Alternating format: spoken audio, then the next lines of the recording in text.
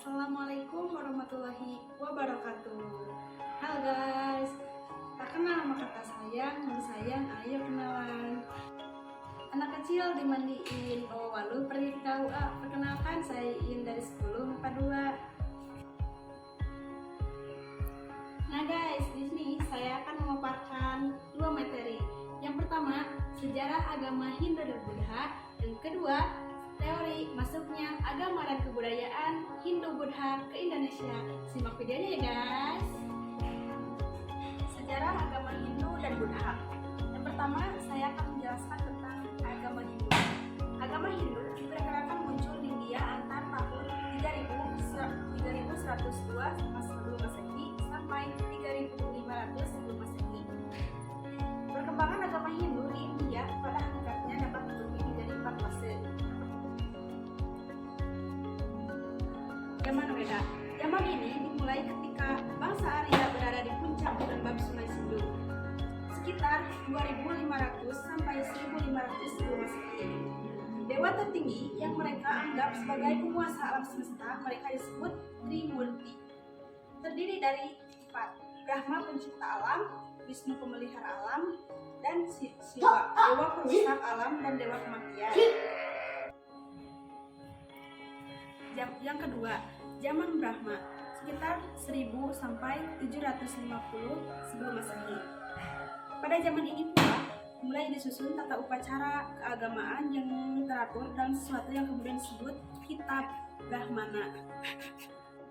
Yang ketiga, zaman Upashinat, diawali pada tahun 750 sampai 500 sebelum Masehi.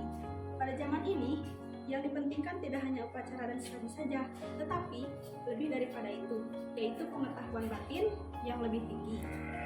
Dan yang keempat, yang terakhir, di fase zaman Buddha, diawali pada tahun 500 sebelum Masehi sampai 300 sebelum Masehi. Zaman ini dimulai ketika putra Raja Suddhodana yang bernama Siddhartha menafsirkan Weda dari sudut logika dan pengembangan sistem yoga dan semedi sebagai jalan untuk mendekatkan diri kepada Tuhan. Nah guys, tadi saya telah menjelaskan tentang agama Hindu. Sekarang saya akan menjelaskan tentang agama Buddha. Agama Buddha adalah pengembangan lebih lanjut daripada agama Hindu. Buddha yang berasal dari bahasa India berarti sejati. Awalnya Buddha bukan agama, melainkan ajaran dari seseorang yang telah memperoleh kebesaran bernama Siddhartha Gautama.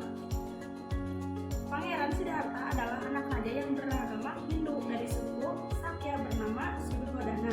Sebagai anak raja, ia memiliki kemewahan. Ia dilahirkan pada tahun 563 sebelum Masehi. Nah guys, saya tadi sudah memaparkan materi yang ke-1 yaitu sejarah agama Hindu dan Buddha. Yang kedua yaitu teori masuknya agama dan kebudayaan Hindu-Buddha ke Indonesia. Ini Indonesia adalah negara kepulauan yang letaknya strategis karena berada di jalur pelayaran yang menghubungkan negara-negara barat dan timur. Hubungan dagang antara Indonesia dan India terjadi sejak tahun 1 Masehi. Hubungan itu membuat bangsa Indonesia mengenal agama Hindu dan Buddha. Yang ke-1, teori Vaishya, dikemukakan oleh N.Z. Fromm, didasarkan pada alasan bahwa motivasi terbesar datangnya bangsa India ke Indonesia adalah untuk berdagang. Golongan terbesar adalah datang ke Indonesia adalah para pedagang India atau Vaishya. Yang kedua, teori Ksatria, dikemukakan F. D. K. Bose. Ini pada lampau India sering terjadi perang antar golongan. Di tempat itu pula terjadi proses penyebaran agama dan budaya Hindu.